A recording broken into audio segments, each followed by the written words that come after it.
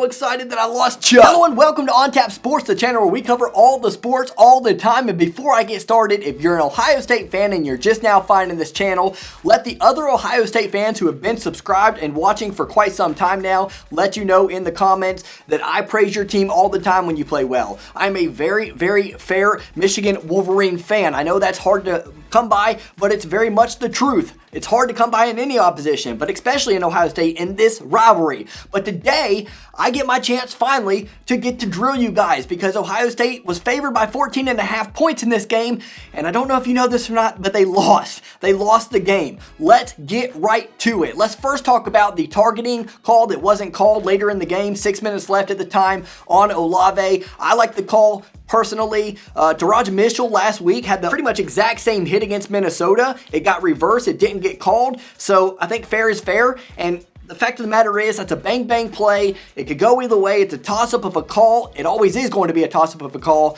And if you're favored by 14.5 points, you should not need that call ever to win a game or go into overtime. So let's just scratch that. I'm not trying to be a mean Michigan fan here, but Ohio State fans need to know right away not to make excuses for officiating or anything else. So Ohio State also had no Josh Proctor. He got hurt in the third quarter, and they had no Sevyn Banks.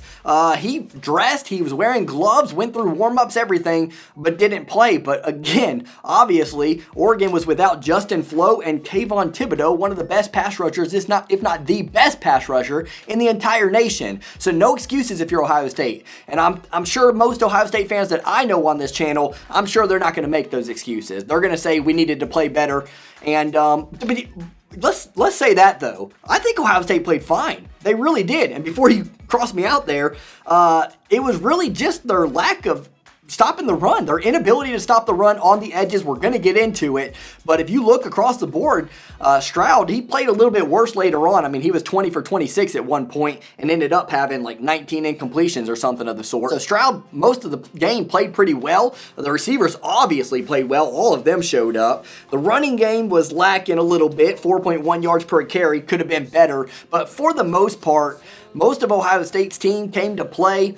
But that defense, and particularly against the run. I said after the Minnesota game, I asked the Ohio State fans, how do you feel about your rush defense now that Minnesota has absolutely torched it, particularly Mo Ibrahim? Most Ohio State fans, and I agreed with them, said too early to tell. We're not going to face most offensive lines that are going to be like Minnesota's, big, strong, stout guys that are going to push our line a little bit. But I said in the preview for this game, Oregon and Ohio State, Oregon is that type of offensive line. So you may not face them later on in the year, but you do face them this week here in week 2, and it proved to be a concern. It is absolutely a concern at this point. No questions asked. Oregon had their way on the run game on the ground. Let's get into it. 5 reasons why Ohio State lost this game, and more importantly, 5 reasons why Oregon won this game. Let's not take anything from them. They played outstanding, played excellent. They, first of all, avoided the game-changing turnover. Anthony Brown absolutely did a phenomenal job taking care of the ball. The O-line held up all throughout.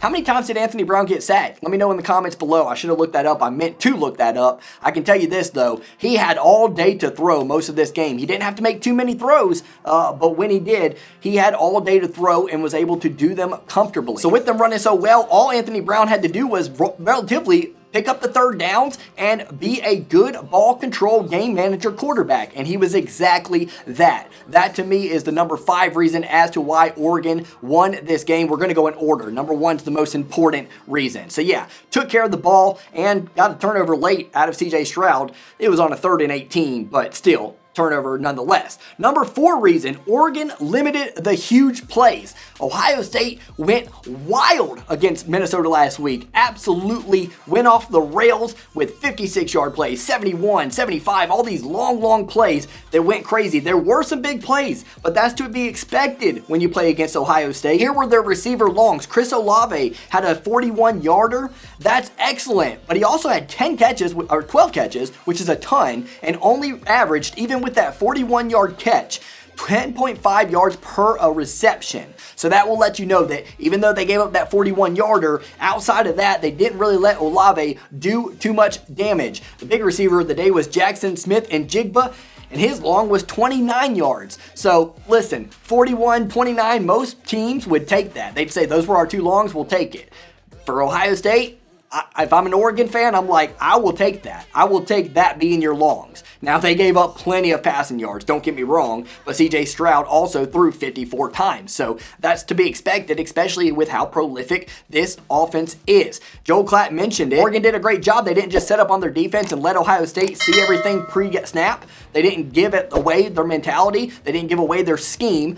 And they would shift around, make it really difficult for CJ Stroud. That's what you had to do. You had to make him confused. If you had any chance to win this game, I said it, Ohio State did what I thought they should do, which is they aired it out. They took advantage of the fact that they had the best receiving core in the nation, and CJ Stroud, he can sling it, but he's young. So Oregon confused him and did what they needed to do. I think they limited Ohio State relatively. Number 3, Oregon was aggressive on offense from the jump. This is huge because a lot of people might say, well, they were just running the ball. They weren't that aggressive. But no, they were taking it to Ohio State on the edges and, running on plays where they maybe should have passed or, the math would tell you to pass on. And they were throwing down the field and keeping the pedal to the metal. They came there to play from the get-go, from the jump. Ohio State, in my opinion, this is honestly, I could have ranked this higher than just number 3. Ohio State, in my opinion, they took too long to get into things. They took too long to remember that they have, again, the best receiving core in the nation. I feel like they were kind of, doing these little run plays here, run play there, little small pass there. I feel like they were easing into it and really easing into getting into their full throttle playbook. And in my opinion,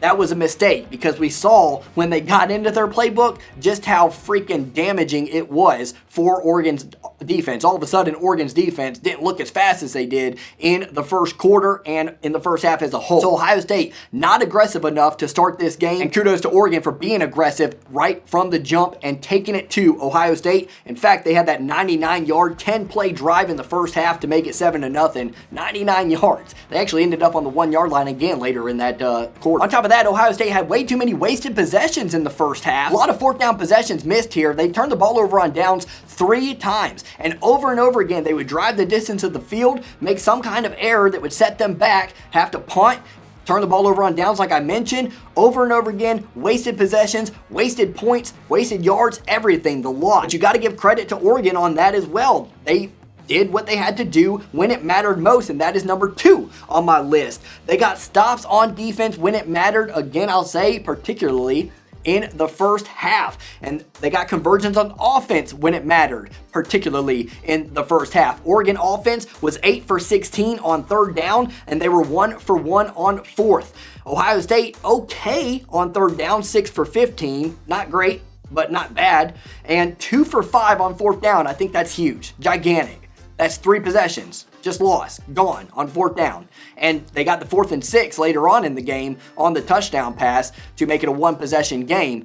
So they could have been very easily 2 for 6 had they not converted that one. They were 0 for 3 at one point, so they did some making up and made some ground in that. But yeah, just, points just left off the board because Ohio State wasn't aggressive enough early for point number 3. And point number 2, they couldn't convert when it mattered most, and Oregon stopped them when it mattered most, man. They were flying to the ball. They were flying to it. No Justin Flo. No Kayvon Thibodeau. I cannot stress that enough. I can't stress it enough. I can't believe they won this game. I can't believe they were even in it, to be honest with you. But I'll take it. I will take it, baby. And number 1, in my opinion, they established the run on the edges, and Ohio State did not keep contained.